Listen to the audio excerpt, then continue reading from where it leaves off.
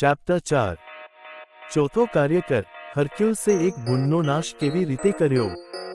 હર્ક્યુલસે અત્યાર સુધી યુદ્ધને દબાવીને હત્યાને દબાવી દીધી હતી, પરંતુ હત્યા ઘણા સ્વરૂપોમાં આવે છે। હેમ્લેટ, ઓથેલો અને મેકબેથની હત્યાઓ અથવા શબ્દના બીજા અર્થમાં પાત્ર હત્યાઓ વિશે વાત કરવાની જરૂર નથી, જે હાડકાં તોડતા નથી કારણ કે તે રૂપકાત્મક હત્યાઓ છે। આ સુખી યુગ પહેલા ઘણા પ્રકારના શાબ્દિક હત્યાકાંડ થયા હતા અથવા હતા। પુરુષો, સ્ત્રીઓ અને બાળકોને ખાણો અને કારખાનાઓમાં મૃત્યુ સુધી કામ કરવામાં આવતું હતું। સૌથી ક્રૂર જેલમાં ભૂખે મરતા હતા। નાગરિકોને ઝેર આપવામાં આવ્યું હતું, જેમ કે હવે જથ્થાબંધ જોવા મળે છે। જૂની દુનિયા અમુક દુષ્ટતાઓથી પીડિત હતી, જેમ કે રોગ। આપણે જાણીએ છીએ કે આપણામાંથી કોઈ પણ એ પ્રયાસ કરવા માંગશે નહીં કે જે વ્યક્તિ આગમાં હાથ પકડવાનું યોગ્ય માને છે તેનું શું થશે। બાળકોના અભ્યાસ માટેના એક ખાસ પુસ્તકમાં આપણે ઇગ્નિસ, અગ્નિ, યુરાઇટ, કિન્ડલિંગ વાંચીએ છીએ।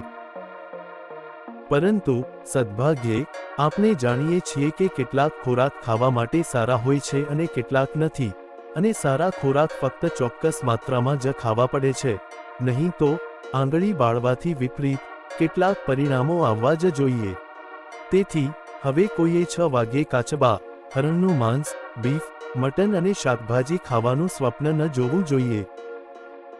ન તો શેમ્પેન, પોર્ટર, શેરી, બ્રાન્ડી અને પાણી 10 વાગ્યે ખાવાનું, જેમ કે સામાન્ય રીતે પ્રાચીન સમયમાં કરવામાં આવતું હતું। અને કોઈ પણ સ્વચ્છતાના નિયમોનું ઉલ્લંઘન કરશે નહીં, પરિણામે કોઈ બીમાર નહીં પડે। રોગો મટાડવાની શક્યતા છે, અને જેઓ તેમને મેળવવાનું પોતાનું વ્યવસાય બનાવે છે તેમને ચિકિત્સકો, સર્જનો અને એપોથેક્રીસ કહેવામાં આવે છે। બીજો હોલ અને 2 ભૂતપૂર્વ કોલેજોના અવશેષો હજુ પણ લોકોની યાદોમાં જીવંત છે। આ લોકોની પદ્ધતિઓ, એટલે કે તેમના દર્દીઓને શું ખાવું, પીવું અને કેવી રીતે જીવવું તે લખવું, તેમને લાગુ કરવા અને દવાઓ અને ઉપાયો નામના વિચિત્ર પદાર્થોનો ઉપયોગ કરવો। તેમના વ્યવસાયનો આ બીજો ભાગ સૌથી નાનો કે સૌથી મહત્વપૂર્ણ નથી, પરંતુ આપણા પૂર્વજો, જ્યાં સુધી તેમની યાદશક્તિનો સંબંધ હતો, તેઓ ખૂબ દારૂ પીતા હતા, અને તે જ મુદ્દો હતો, તેઓએ વિચાર્યું। તેઓ કલ્પના કરતા હતા કે દરેક રોગ માટે કોઈ પ્રકારની દવા અથવા અન્ય યોગ્ય ઉપાય છે, જે તેઓ પી શકે છે, ગળી શકે છે અથવા ફક્ત જ્યારે તેઓ બીમાર હોય ત્યારે જ વાપરી શકે છે। તેમની ભૂલથી એક અલગ પ્રકારના ડોક્ટર બન્યા। ડોકટરો, સર્જનો અને એપોથેક્રીસ તેમના વ્યવસાયો પર જીવતા હતા, જેનો અર્થ એ થયો કે તેઓ જે લોકો પાસે જતા હતા તેમની પાસેથી તેમનો પગાર ક્યારેક મેળવતા હતા। પોતાને શિક્ષિત કરવા અને તેમની ફરજો માટે તેમને લાયક બનાવવા માટે તેમને ઘણો ખર્ચ અને મુશ્કેલીઓ સહન કરવી પડતી હતી। પરંતુ અન્ય સંપ્રદાયો પાસે આવી કોઈ જવાબદારી નહોતી। તેના સભ્યોને કોઈ પદાર્થ અથવા સંયોજન શોધવાની અને જ્યાં અને જ્યારે પણ તેઓ ઈચ્છે ત્યાં એક નિશ્ચિત રકમ માટે વેચવાની ફરજ હતી જે તેમના એકાધિકારની ખાતરી આપે છે। આ લોકો ક્વેક્સ નામના ધાર્મિક સંપ્રદાયના હતા। આપણા આદરણીય પૂર્વજો જે ગળી જવામાં નિપુણ હતા, તેઓ તેમની અનોખી પહોળાઈ દ્વારા અલગ હતા। આનો અંદાજ તેમના ખાઉધરાપણું વિશે ઉપર કહેવામાં આવ્યું છે તેના પરથી લગાવી શકાય છે, પરંતુ અહીં ગળી જવાનો અર્થ માનસિક અથવા નૈતિક ગળી જવું, કારણ ગળી જવાની ક્ષમતા છે। જૂઠા લોકોને અહીં ઘણા ફાયદા છે। જૂઠું બોલવું હવે એક નૈતિક રાક્ષસ છે, જે આપણે ક્યારેય સાંભળ્યું નથી। આપણે જાણીએ છીએ કે તે શું છે તે ફક્ત ઇતિહાસમાંથી જ છે, પરંતુ જે સમયે આપણે લખી રહ્યા છીએ, જૂઠાણું બ્લેકબેરી જેટલું પુષ્કળ હતું, અથવા અનેનાસ જેટલું વિપુલ પ્રમાણમાં આ આનંદદાયક યુગમાં ઉપયોગ કરવા માટે યોગ્ય રૂપક છે। સારું, આ છેતરપિંડી કરનારાઓ મોટા પાયે જૂઠું બોલ્યા। તમે તેમના જૂઠાણાથી ભરેલું અખબાર કે મેગેઝિન ઉપાડી શકતા નથી। તમે તેમને બતાવ્યા વિના વાડ ઓળંગી શકતા નથી। તમે પોસ્ટમાં નાક નાખ્યા વિના તેમાંથી વાહન ચલાવી શકતા નથી। તેઓ પહોળા રસ્તાઓ પર તમારા ચહેરા પર બેશરમીથી જોતા રહે છે અને દરેક ખૂણા પર તમારી નજર પકડે છે।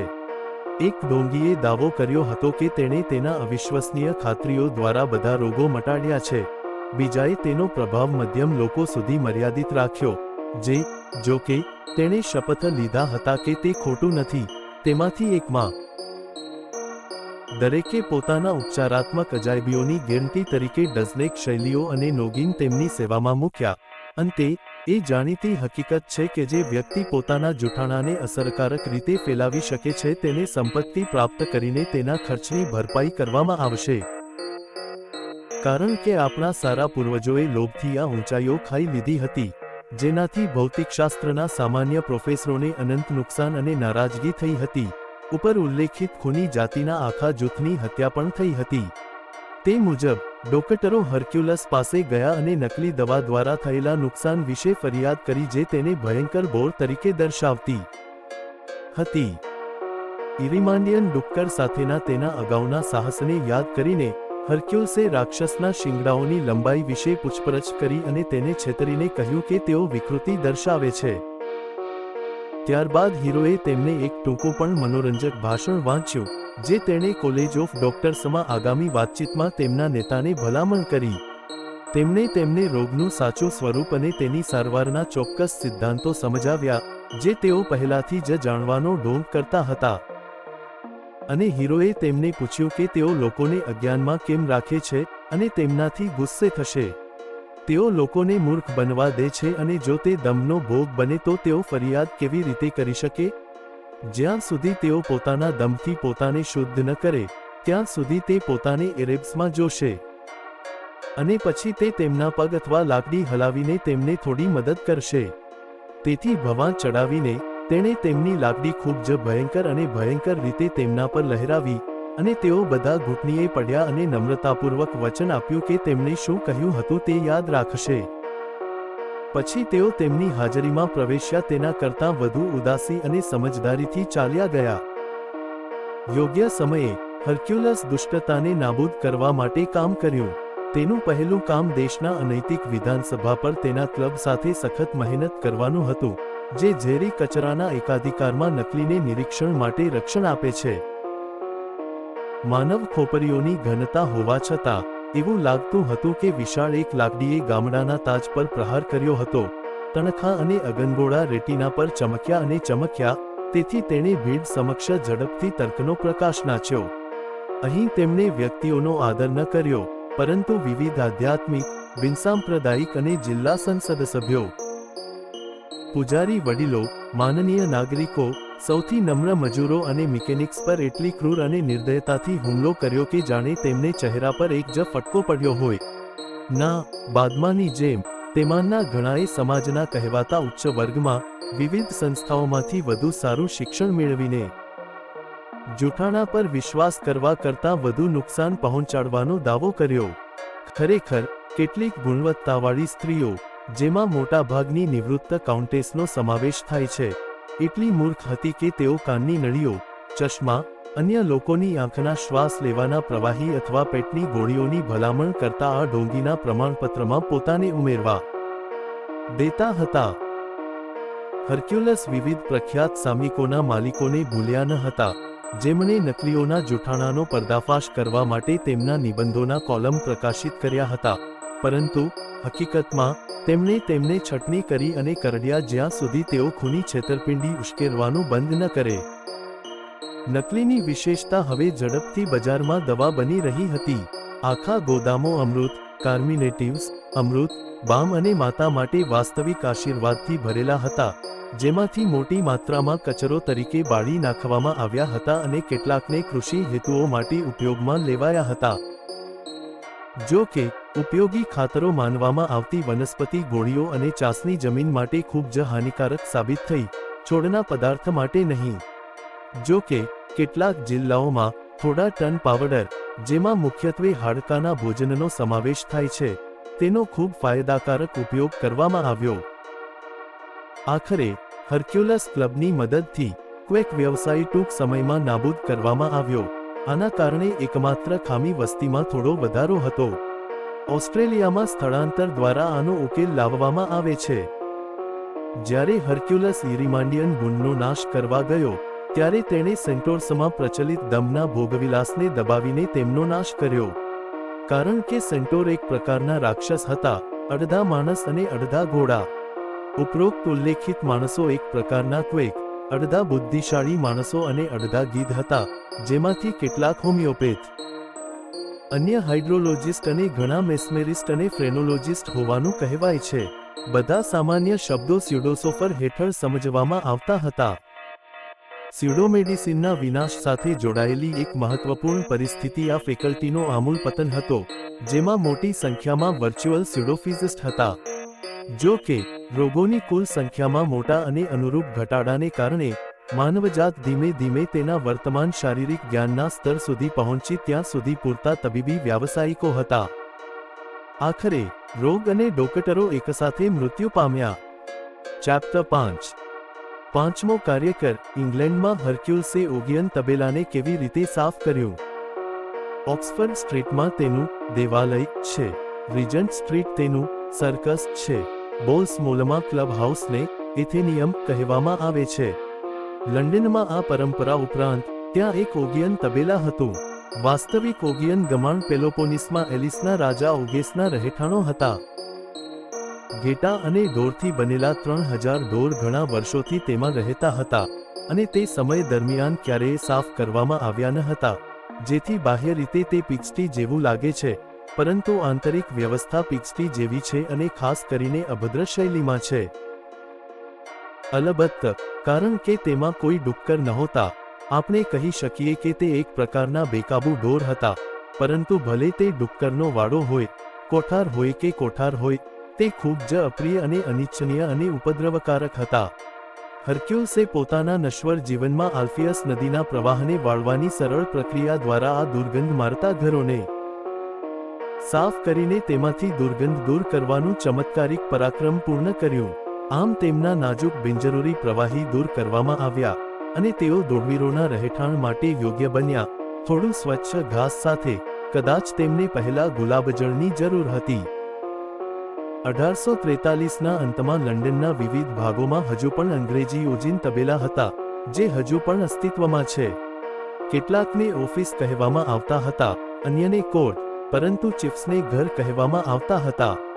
વેસ્ટમિન્સ્ટર બ્રિજ નજીક થેમ્સની મિડલસેક્સ બાજુ પર આ છેલ્લા હતા. તેમના બાહ્ય ભાગ સામાન્ય કોઠાર જેવા જ હતા, કારણ કે તે કામચલાઉ ઉપયોગ માટે ખૂબ જ ઉતાવળમાં બનાવવામાં આવ્યું હતું. જૂની ઇમારતો તાજેતરમાં બળી ગઈ છે. કબૂતર કોટ એકલું લાગે છે, પરંતુ તે અકસ્માતે આંતરિક ભાગની સ્થિતિમાં સુધારો કર્યો નથી જેનાથી તેઓએ પોતાનું નામ મેળવ્યું હતું. પરંતુ તેમાં રહેલી ગંદકી નૈતિક ગંદકી છે, જેને દૈહિક અગ્નિ બાળી શકતી નથી. ક્યારેક ક્યારેક રડવાનો અવાજ, ચીસો, રડવાનું, ગર્જના, કર્કશ અવાજો અને અન્ય અશ્લીલ અને પ્રાણીશાસ્ત્રીય અવાજો સાંભળનારને અંદર શું ચાલી રહ્યું છે તે જાણ્યા વિના એવું વિચારવા પ્રેરિત કરી શકે છે કે તેઓ ખરેખર છે. ઓછામાં ઓછું તે મ્યુઝ, અથવા વાડા, અથવા તબેલા હતા, જેમાં જંગલી અને અન્ય પ્રાણીઓ બંધ હતા. આ અવાજોમાં એક ખૂબ જ સામાન્ય અવાજ હતો, જે ચીસો જેવો હતો, અને જેટલું સ્પષ્ટ રીતે તે સાંભળવામાં આવતું હતું અને સ્પષ્ટ રીતે દેખાતું હતું, તે રૂપક અદૃશ્ય થયું નહીં. જો કે, આ ઇમારતોના રહેવાસીઓ વાસ્તવમાં માનવ હતા, છતાં તેમના બૌદ્ધિક ગુણોમાં, ઓછામાં ઓછું નહીં, તેમનો સ્વભાવ ખૂબ જ રાક્ષસી હતો, અને તે સમયના એક લોકપ્રિય અખબારમાં નોંધવામાં આવ્યું હતું કે આવા લાંબા કાનવાળા, વાળ ચાવતા ચતુષ્કોણની કોઈપણ ચર્ચા ત્યાંની સભામાં થોડી સહાનુભૂતિ જગાડશે. કૃષિ, તેમની રુચિ, ટેવો અને મંતવ્યો સાથેના તેમના જોડાણને કારણે ઘણાને કદાચ રૂપકાત્મક રીતે બળદ કહેવામાં આવતા હતા, પરંતુ ઓગિયન તબેલામાં એકમાત્ર બળદ આઇરિશ અથવા મૌખિક બળદ હતા, અને આ ખૂબ જ વિપુલ પ્રમાણમાં હતા. વેલ્શમેનના પ્રતિનિધિએ બકરી કહ્યું ત્યાં સુધી કોઈ ઘેટા નહોતા, પરંતુ બે પગવાળા વર્ગના વાંદરાઓ અને ગલુડિયાઓ ઘણા હતા, ખાસ કરીને ઉપલા ઘર તરીકે ઓળખાતા તબેલાના ભાગમાં. ઓજેન તબેલાના ભાડૂતો હંમેશા ત્યાં રહેતા ન હતા. તેઓ જાન્યુઆરી અથવા ફેબ્રુઆરીથી ઓગસ્ટ દરમિયાન અમુક ચોક્કસ સાંજે જ ત્યાં આવતા હતા. તેમની સભાઓનો હેતુ કાયદો પસાર કરવાનો હતો, પરંતુ તેઓ કાયદા કરતાં વધુ ભાષણો આપતા હતા. તેમના કાયદાનો હેતુ લોકોનો મહાન આનંદ હોવાનું કહેવાય છે, પરંતુ તે ખરેખર વ્યક્તિગત ધારાસભ્યોનો મહાન આનંદ હતો. શરૂઆતના દિવસોમાં, જ્યારે તેઓ તેમના ગળામાં ફાંસી પહેરીને કાયદો બનાવતા હતા, ત્યારે તેઓ જુલમીને જે ગમતું હતું તે લાગુ કરતા હતા અને આમ તેમના ડુક્કરને સુરક્ષિત રાખતા હતા. પાછળથી જ્યારે તેઓ બહારથી દબાણનો સામનો કરવા લાગ્યા ત્યારે તેઓ જાહેર હિત માટે જ્યાં સુધી તેમના દેવા હતા ત્યાં સુધી સંપર્ક કરતા હતા અને વધુ નહીં, અને જ્યાં સુધી તે દબાણ તેમને અનુકૂળ હતું ત્યાં સુધી તેઓએ ધીમે ધીમે તેમની પાસેથી ન્યાય અને દયા છીનવી લેવાની મંજૂરી આપી. તેઓ બે મુખ્ય જૂથોમાં વિભાજિત થયા હતા. સરકારના મુદ્દાઓમાં સિદ્ધાંતમાં ભિન્ન હતા, પરંતુ તેમના જાળવણીમાં સ્નેહમાં એક થયા હતા. રાષ્ટ્રીય હિતોને પ્રોત્સાહન આપવા માટે એક ત્રીજો નાનો પક્ષ હતો, પરંતુ જે તેના પોતાના લેખકો ઈચ્છતો હતો. હવે એવું લાગે છે કે એજિયન ભરવાડ શાસન ખૂબ જ ખરાબ વસ્તુ હતી.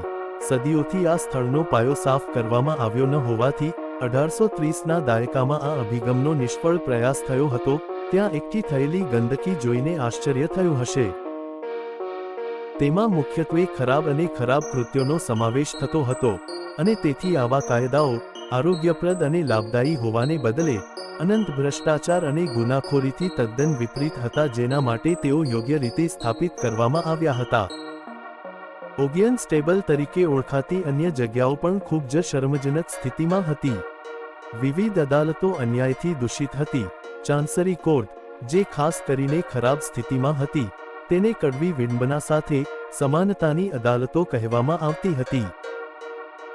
પોલીસ કચેરીઓ કહેવાતી જગ્યાએ નોંધપાત્ર પૂર્વગ્રહ અને જુલમ હતો, અને સરકારી કચેરીઓમાં તીડ, કીડા અને અન્ય જીવજંતુઓ હતા, જેના કારણે દેશમાં જીવન એક પ્રકારનું પ્લેગ, છેતરપિંડી અને મૂર્ખાઈથી ભરેલું હતું.